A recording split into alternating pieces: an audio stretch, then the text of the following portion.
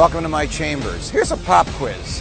What happens when you lie to the government? What happens when the government lies to us? Does it matter who's doing the lying? Here's why I asked that. Recently, the Obama administration negotiated a very controversial deal with the government of Iran. As a result of that deal, Iran got to purchase materials with which it could build nuclear devices. We lifted our embargo on Iran. We gave back to them their money that had been held in American banks. It amounted to tens of billions of dollars. And supposedly we received the right to inspect their nuclear facilities on a moment's notice. During the course of the negotiations of this deal, many critics said, are we really negotiating with the moderates in Iran, as the government says we are? The government says yes. Do we really have the right to inspect Iran nuclear facilities whenever we want and without any preconditions? The government says yes. Are we really doing this because we think Iran can come back into the society of Western civilized nations, or is Iran pulling a fast one on us? The government says Iran is not pulling a fast one on us. The deal became law.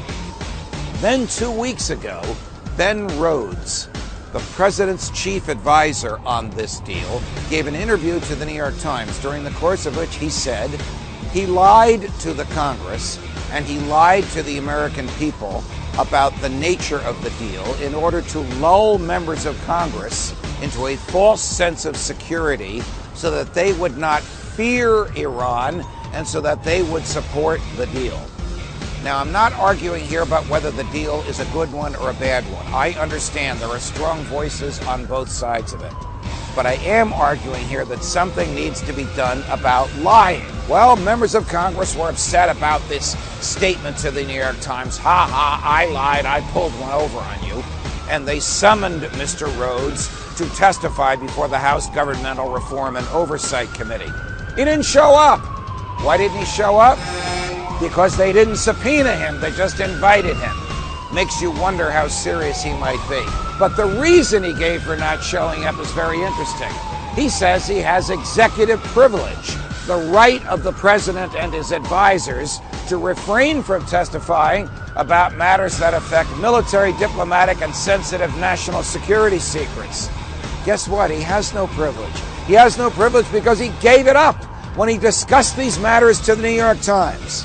And apparently he's going to get away with it. So if Mr. Rhodes lied either to the New York Times or to the public, did the president lie as well? Does anybody care when the government lies to us and gets away with it, and at the same time punishes people by prosecuting them whom it thinks have lied to it? Do we work for the government, or does the government work for us? Welcome to my chambers. Fight the good fight.